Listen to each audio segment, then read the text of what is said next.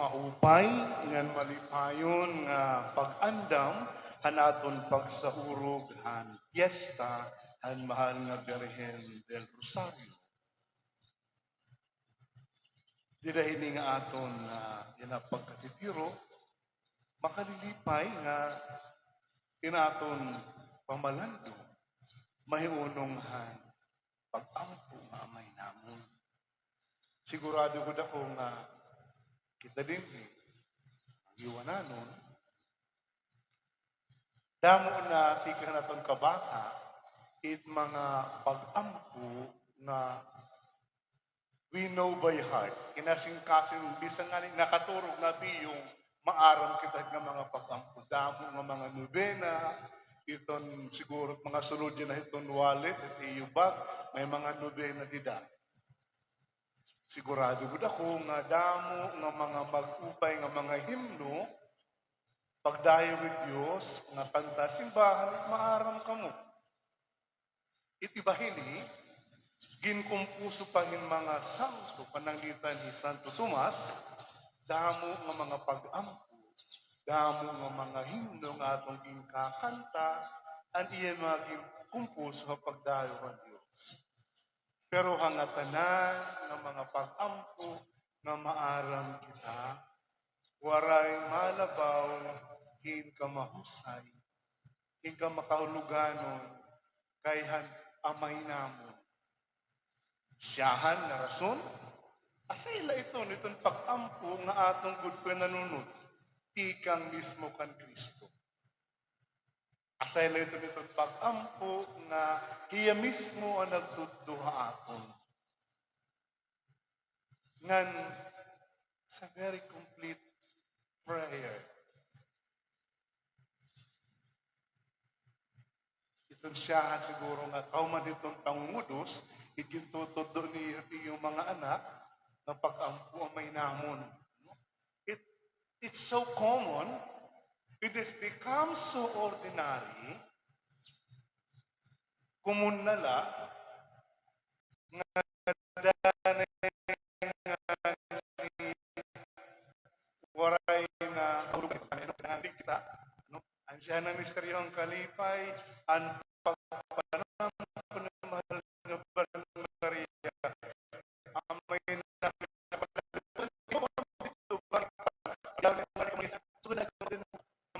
waray na kahulugan. We miss the beauty of the prayer.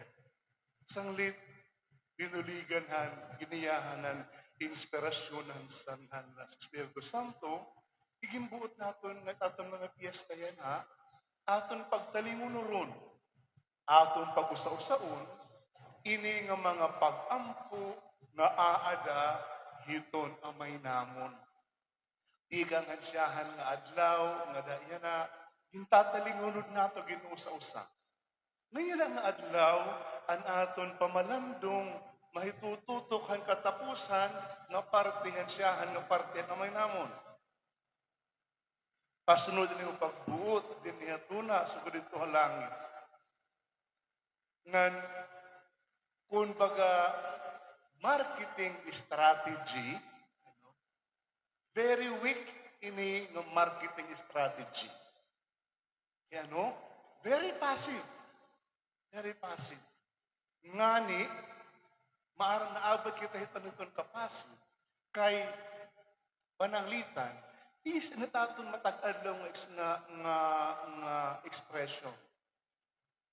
Waray tanangani nahihimo, waray tanangon nga ni mahirimo na ano kita, nasarang kita, ipapa sa Diyos ko nala ito. Pero sigun, I can do nothing about it anymore. Kaya it aton karuyag, it aton diskarte, it masusunod. It akon pagburuton, iton masusunod. It akon larang, it masusunod. It pagtubyan na doon iba, tigaman yung kaluyahan. Tigasanglit, mamati ko asal na parte tamay namon, iton medyo makurigod ha akon. Kay, nagtutubyan kita. siripat aton kuan, itaton niya na tema, it's a humble abandonment to the transformative will of God. And I would like to use that misconception para ma-appreciate iton ka maupay, iton kahulugan, hini nga parte kung nangangalikit at amay namon. Kay una, delikado, danay iton permila kita't masusunod, di ba? Isang nganit karanta, delikado at mayuwi. Marami nang namatay sa mayuwi. Delikado, bisa na kanta, ay pagkakanta ka mayuwi, kay delikado ito. See? I mean, it's putting it lightly. Pero ang itong punto, no, nga kung kita la permit masusunod, nanay, very good kayo upay tiyanan ko. Ano nung ba kano sa nga ulitaw, di graduar na yan high school, high school, mga crush, di ba? High school ako, may good naman crush. No? Ining ulitaw, may good niya, crush niya nga classmate. Kasi kung ipampo, kada Domingo ginaampon niya, Lord, sana kami gadit magkatuluyan. Lord, hiyagat at karuyag, sana magkatuluyan kami. Panguyab niya, binasted niya, ang iya classmate, ang kinaruyag. Dinuluyan Diyos, ora-ora ang Lord. Kada Domingo, nasimba ako. Iginaampo ko Ginoo nga sana tumadagat nga kingyap akong karuyag. And he almost lost his faith. Ano yung niya? Di na ko hiya nga aringit. Ngan at tikhat na punto, he kept on insisting doing things his way. My way, not your way. Ano yung nga ni Muto na siya? There are only two ways of doing things. It's either my way or the highway. Kasi kung di ka hanik sumunod akong, para yun na lang. Para yun na lang. And mostly, as itong atong panlamtaw. Akong larang, akong karuyag, akong diskarte. And we live our life stressful. Danay, mabutlaw na klase yung kinabuhi. And here, iton aton ang may namon, gintatagan kita in another way of doing things. Masunod ang iyong pagbuhat.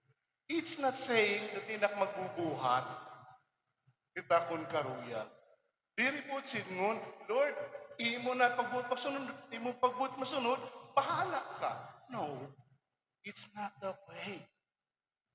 But rather, Ginoo, hangatanan na akong gibubuhat, imo pagbuhat itong masunod. Kaya no, here is the why. Here is the why. Kung ano nga maupay, kung ipagbuot it Diyos, iton masusunod at kinabuhi. Danay itat paglantaw, ura-urahin kahaligot. Focus ura-ura. But when we say, your will be done, when we entrust ourselves to God, who sees the whole picture, kinikita niya nga tanan. Ngan kunatuod kita, nga iton karuyag it Diyos, it aton kaupayan, then we can be sure that if we do His will, our life will go the right direction. Kaya ano? Kaya kinikita niya, ikabukusan. Itaton la kinikita, itaton way in my ways, dahil itakon la. Akon la paglantaw. Ngan di dahil pakita ko takpan lantaw, danay damo nga mga tao tak naliligis. Damo nga mga tao tak natatamakan. And I am frustrated when things don't happen my way. Bumupadi, Di no kumuha ko na padi. I always, in my mind, is always to do the good para tayo siserbihan. Pero usahay, I'm so focused on it. I'm doing it my way. Thinking no para kita era. Pero kita dat parokya, dat komunidad, damo man huna-huna. Damo nga nagtatarampo. Diba?